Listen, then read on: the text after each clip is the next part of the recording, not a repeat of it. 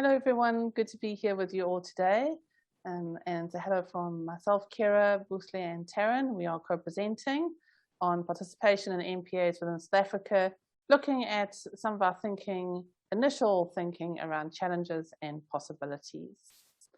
So, I mean, just to point out, I think most people here would agree that marine protection is really a significant issue. It's something that we all support. It also contributes in many ways to national and global conservation aims, to climate mitigation efforts, to restoring and protecting biodiversity, and replenishing some of our natural resources. And so we want to be clear that we really are in support of marine protection. We think this is an area that deserves more support and attention. But MPAs, specifically marine protected areas, are also meant to have social benefits. And at this time, when there's a lot of intense focus on the oceans and activities that are occurring along our coastlines, MPAs can create and or amplify existing and new conflicts and tensions, both within a specific geography, such as those mapped out here, or between social actors within these areas. And the pink highlights are just areas that we know currently are experiencing forms of tension around decision-making and MPAs. What we want to focus on today, though, is just how important participation is, because poor participatory practices can exacerbate some of these tensions, and ultimately that really is a sort of lose for all parties. Now, conflict in democracy is not necessarily a bad thing at all. In fact, it can be a very productive form of participation in governance. A critical part, in fact, of governance is being able to deal with conflict in democratic processes. But it's important to point out, of course, that in order to do that productively, you have to be able to and willing to deal with tensions in a way that requires time, commitment, energy for working with and across difference. And really what is required is the willingness to build shared visions, a process of listening, a process of undertaking dialogue to understand what people dream of and imagine in their future in relation to oceans and marine life. Now in South Africa, participatory public meetings often take the form that you can see here on the screen, with someone from authority or an official explaining to people. There's sometimes the option for them to ask questions. And this particular form, and I'm hoping what we can see today, is it already suggests who holds power in these conversations. Now, the busy hall you see is actually for an urban meeting around planning, and the one on the left is under COVID and on an MPA meeting. And certainly for those of us who've been attending some of these meetings around the coastline, they are unfortunately not nearly as well attended as some of the public meetings that happen around urban planning. This is something that we really need to get our heads around. So public participation, it has a rich literature, and this, and apologies if you've seen it before, is a very well-known diagram. It's by the International Association for Public Participation. There are many ways to do public participation, and there is roughly a sort of process by which you can move into far more sustainable, equitable, and democratic processes. Now, from our experience, and certainly from the experience with some of the stakeholders we've been working with across the coastline, it's a concern that the MPA public processes are really only touching bubble 1 and 2, which is having a focus to inform the public and sometimes to consult them, which really only means we'll listen to your concerns. Every now and again, we are seeing some move into the third bubble of involving the public. And that means a commitment that your concerns will be reflected in decision-making processes. What we have not yet witnessed is collaboration that ends up on the far right of the scale with collaboration and empowerment. And this is something that we all believe needs more attention. So I'm going to hand over to Boosle just to talk about what's happening in the Amatoli MPA. Boosle.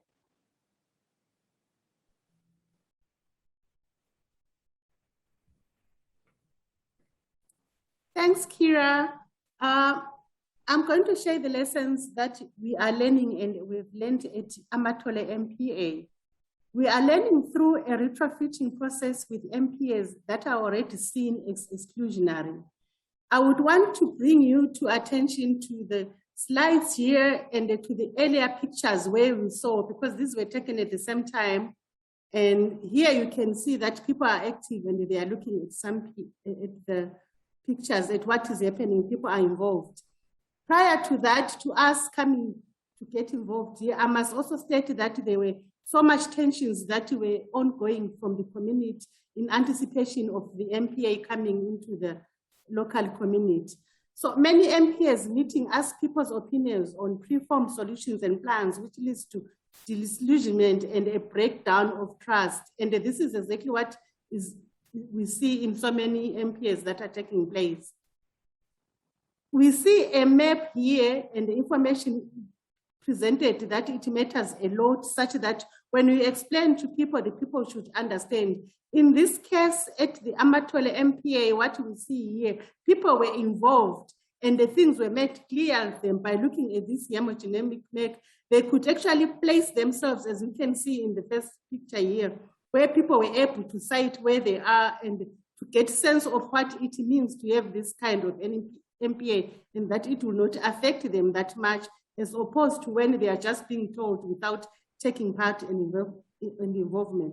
Translating maps in real time in Amatole MPA stakeholder form was a process, and is still a process which is ongoing and involves a lot of stakeholders to take place. Working group from Aliwal Shoal committing consistent time and beach walks to share knowledge to address tricky problems. People have to be part of this, and they feel that they have had a say in what is going to affect them and they're going to live with it. Histories, social identities, and rights are integral to working with MPAs in their local context. Thanks. I'm going to hand over to Taryn now. Thank you, everyone. Thanks so much, Bushle.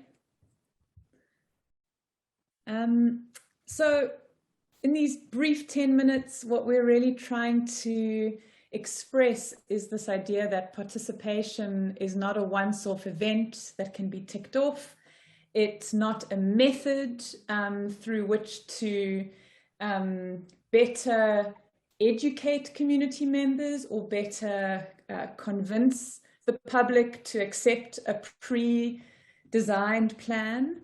Participation is something that needs to be embedded throughout a process of governance. That should be grounded in processes of interaction from the very beginning. What we see in the MPA management plan process is that sort of consultation or informing bubble on Kira's sliding scale, where people are presented with a plan that has already been gazetted and have very little opportunity to actually bring their own knowledge to the table in deciding and designing ways to protect the ocean from the many threats it faces. Participatory processes really need to recognize history and context. They need to be spacious and generous enough to be able to respond to those histories and contexts of injustice.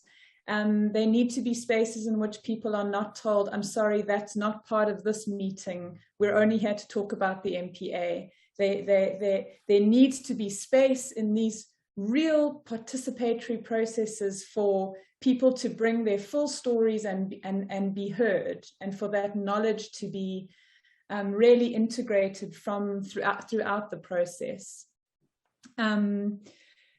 These participatory processes need to actually actively address marginalization and injustice that has happened in the past and in the present. And they can be forces for change. So some really important questions for those of us involved in an expanded and participatory approach to marine protection should be, does our understanding of a healthy ecology actively include people?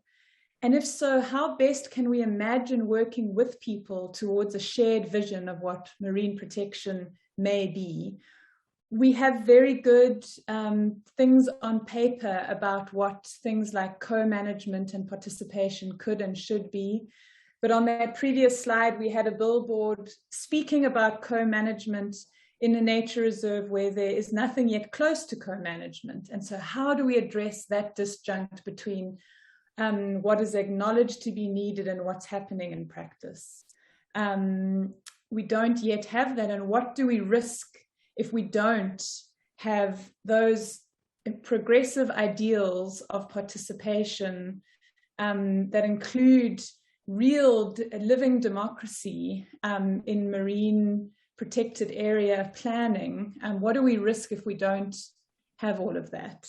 These are some images that our colleague Dylan McGarry has illustrated for a short film looking at some of the myriad threats to ocean health and the many exclusions from ocean decision making.